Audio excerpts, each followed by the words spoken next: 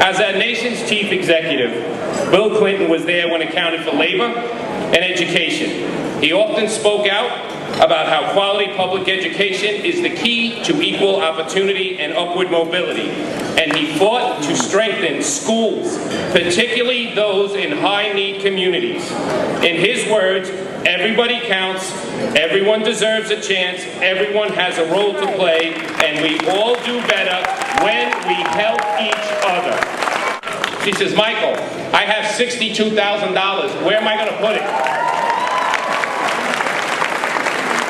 And in the next 4 weeks, that amount grew and grew and grew. So when President Clinton says, we are all better when we help each other, this union exemplifies that, and it is our pleasure to give him a check for $100,000 for the cause for Team UFT. Thank you very much.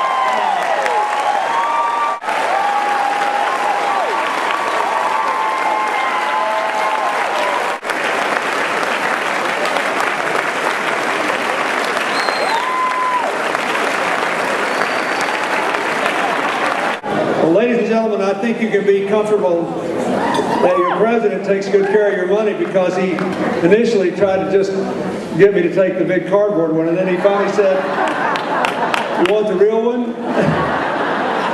And I did. Joel Klein, thank you for being here. And he's here.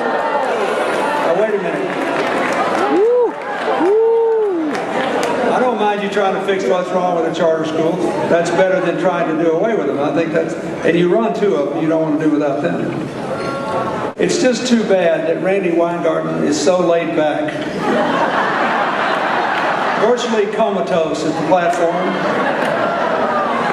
no convictions about anything. If she were fireworks, it'd be illegal to buy her. That's amazing. I want to thank her for the work we've done together and for the work she did with Hillary when she was a senator from New York.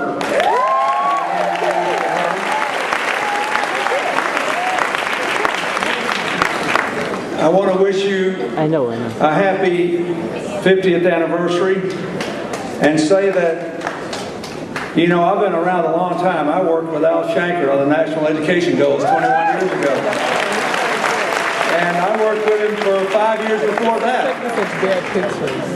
I was honored to present him the the Presidential Medal of Freedom posthumously. I worked with Sandy Feldman, and I treasure the friendship that we had, and I miss her very much. I say that because I've watched the AFT over the years, and I watched Al Shanker stick up for the interest of teachers and the other AFT members, and stick up for the welfare of students. Stick up for improving teaching, improving education, funding it properly, and holding it accountable. I thought he did a remarkable job. I thought Sandy did a remarkable job. And your current president made me feel so old when he said he was the first AFT president, or UFT president, who never met Al Shanker. And so I said, it made me feel like a fossil, sort of, you know. But I'm a happy fossil. I had the honor to work with the AFT when we doubled funding for education, when we passed biggest aid to higher education in 50 years, put up 1.3 million kids in after-school programs, up from 0 when we started, built thousands of schools, connected 95+% of our kids to the internet for the first time, passed an E-rate that saved $2 billion in internet connection costs for our schools and rural libraries and hospitals. And I want you now to feel that way and work with the current administration. President Obama wants to make some changes in No Child Left Behind, and I feel that there should be some changes in it. And I strongly support, for whatever it's worth, I strongly support the change in the student loan program that has just been made.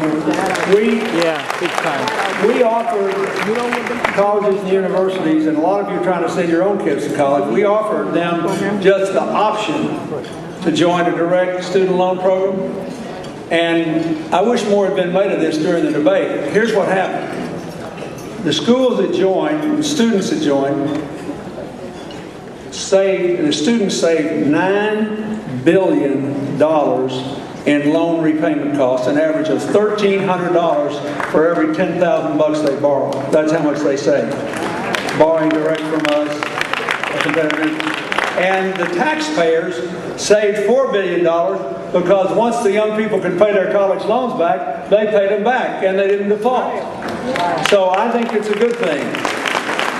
Students who volunteer are 22% more likely to graduate from high school than those who don't. And I think it's really, really important.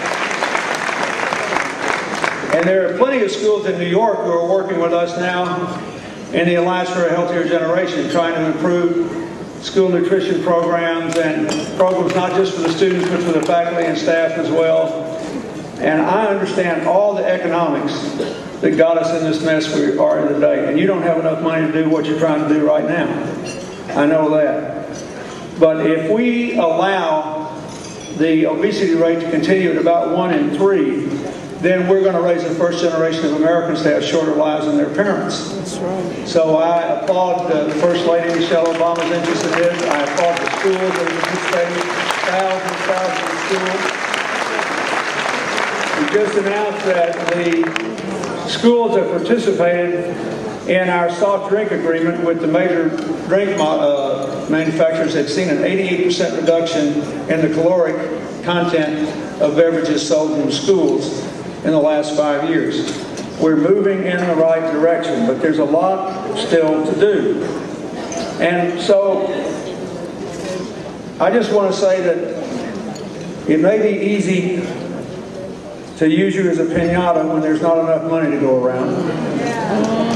And you may have genuine policy disagreements from time to time, but there's not a person alive today who's ever made anything of herself or himself that cannot point to somewhere between 1 and a dozen teachers without whom they would not have made it.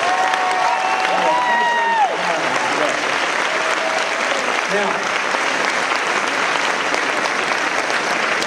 if I might, I just want to say a little word about what we're going to do with your money.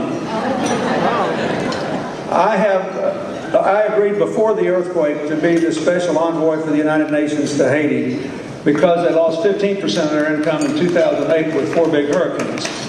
So I was working before the earthquake on the following things. I wanted the people that promised to give them money to keep their word.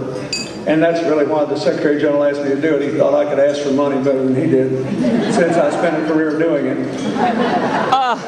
I don't know if I can keep up to date now that the Supreme Court says that corporations are just like individuals. Oh, I don't know if you saw this, but I got a new candidate for you.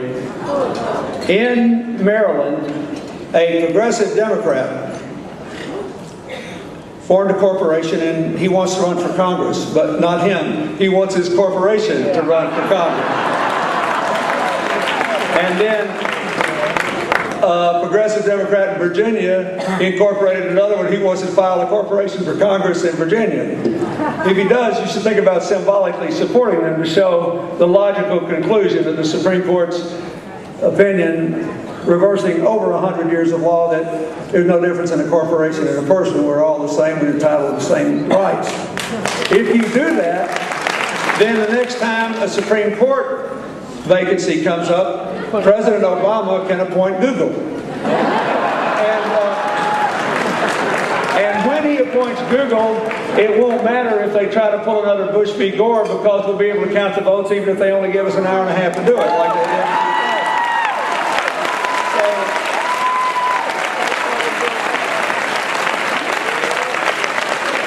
Let me say, this is the last political thing I'm going to say, but